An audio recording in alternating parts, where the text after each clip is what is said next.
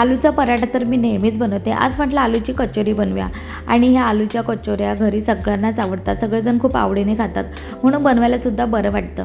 तर आलूची कचोरी बनवण्यासाठी इथे मी गव्हाचं पीठ घेतलेलं आहे. त्यामध्ये मीठ, ओवा आणि तेल टाकून मिडियम असे पीठ मळून घेतलेलं आहे. इथे स्टफिंगसाठी उकडलेला बटाटा घेतला आहे, तो किसून घेतलेला आहे.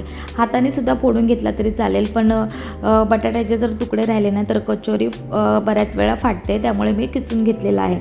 आणि त्यामध्ये लाल तिखट, धनेपूड, बडीशेप पूड आणि होममेड गरम मसाला मी थोडासा ॲड केलेला आहे. हिंग टाकलेला आहे, मीठ टाकलेलं आहे, हिरवी मिरची आणि कोथिंबीर टाकून सर्व काही मिक्स करून घेतल्यानंतर इथे आपल्या आलूची कचोरीची स्टफिंग बनून तयार झालेली आहे.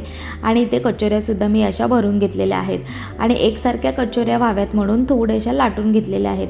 ह्या कचोऱ्या आपल्याला मिडियम तेलामध्ये खरपूस तळून घ्यायच्या आहेत. तुम्ही ते बघू शकता, मस्त अशा कचोऱ्या आपल्या बनून तयार होत आहेत. ह्या कचोऱ्या दिसायला जेवढ्या छान दिसत आहेत ना, खायलासुद्धा तेवढ्याच खूपच छान लागतात. तर एकदा नक्कीच ट्राय करून बघा, तुम्हाला पण नक्कीच आवडेल. आणि व्हिडिओ आवडला तर नक्की लाईक करा आणि चॅनलला सबस्क्राईबसुद्धा करा.